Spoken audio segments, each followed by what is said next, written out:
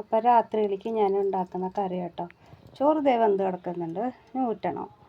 അപ്പോൾ രാത്രിയിലേക്ക് കറി വഴുതനങ്ങ ഉപ്പേരി ഉണ്ടാക്കാമെന്ന് വെച്ചു കേട്ടോ. അപ്പോൾ അതേ മിളക് അരിഞ്ഞ് വെച്ചിട്ടുണ്ട്. വലിയ മിളകായതുകൊണ്ട് ഞാൻ 4 കഷ്ണമാക്കി കേട്ടോ. അത് നടുകീറിയിട്ട്, പിന്നെ സവാള, ഒരു കുഞ്ഞ് സവാള, വേപ്പില. ഇനി നമുക്ക് ഇതിലേക്ക് അത് ഇട്ട് കൊടുക്കാം.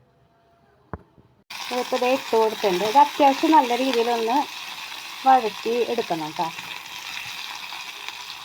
അപ്പോൾ അത്യാവശ്യം നല്ല രീതിയിലൊന്ന് അത് വഴറ്റിയെടുത്തിട്ടുണ്ട് കേട്ടോ. ഇനി ഇതിലേക്ക് ഉപ്പ് ചേർത്ത് കൊടുക്കാം. പിന്നെ ഒരു തരി മഞ്ഞൾപ്പൊടി ചേർത്ത് കൊടുക്കാം.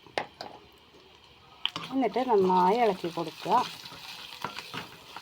ഒന്ന് ചൂടായി കഴിഞ്ഞാൽ നമ്മളിതേ അരിഞ്ഞ് വെച്ച വഴുതനങ്ങ ഉണ്ടല്ലോ, അതങ്ങ് ഇട്ട് കൊടുത്തേക്കുക.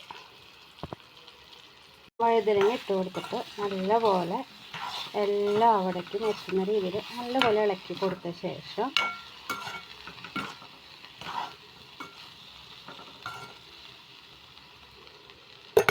നമുക്ക് ഒരു പാത്രം കൊണ്ട് അടച്ച് വയ്ക്കാം. എന്നിട്ട് സിമ്മിലിട്ടിട്ട് വേവിക്കാൻ വയ്ക്കാം. അങ്ങനെ വഴുതനങ്ങ ഉപ്പേരി റെഡിയായി കേട്ടോ. ഇങ്ങനെയാണ് ഞാൻ ഉണ്ടാക്കാറ് കേട്ടോ.